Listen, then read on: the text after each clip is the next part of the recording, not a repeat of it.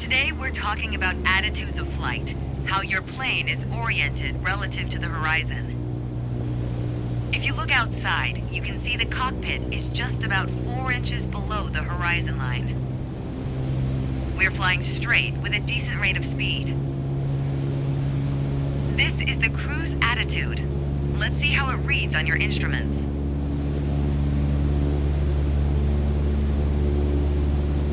Take a look at the attitude indicator.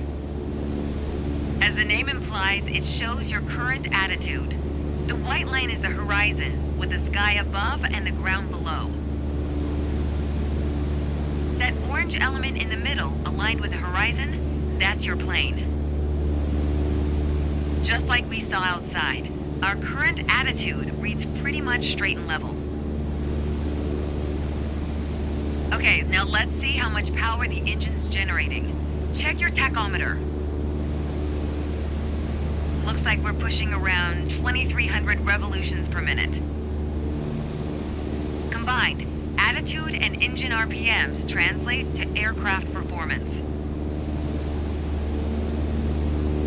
Which leads us to your airspeed indicator. Now, last but not least, check your altimeter.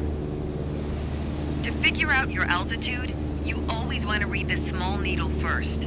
That's how many thousands of feet up you are. Then on to the big needle for the hundreds. With our current attitude and power output, we're holding a speed of 90 knots and a stable altitude of 6,000 feet. But that's about to change. Take the stick when you're ready.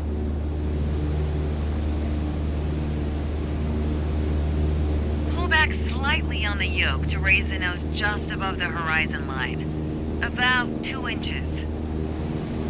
Make sure you don't pitch up too much, or the angle will be too steep to create lift. And without enough lift, we'll stall. Alright, go full throttle and start climbing.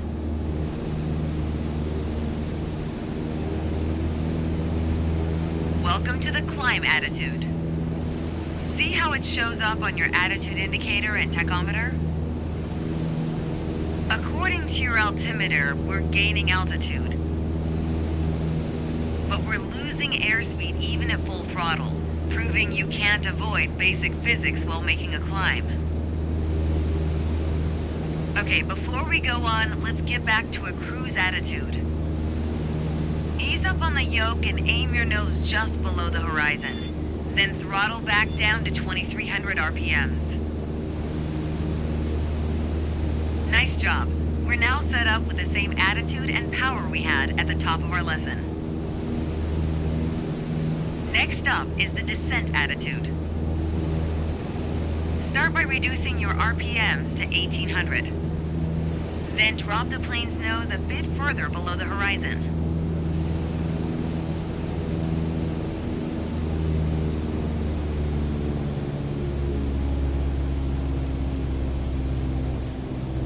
As expected, with a nose-down attitude, our altitude is decreasing, while our speed is picking up.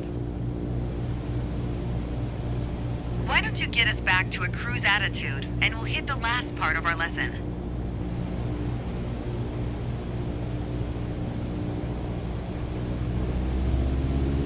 There we go.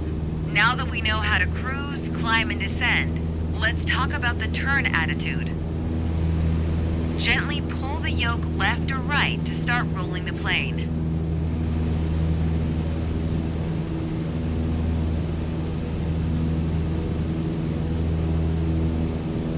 If you take a look outside, you can see how our attitude's changed, but you can also check your instruments for the details.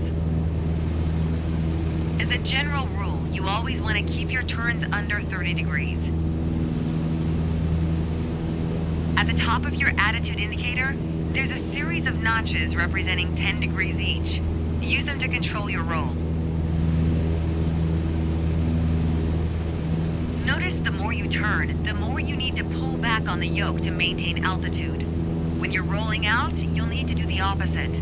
Roll and push at the same time. The more more you know about the main attitudes of flight, the closer you get to that pilot state of mind. So keep practicing, and whenever you're done, pass me the controls.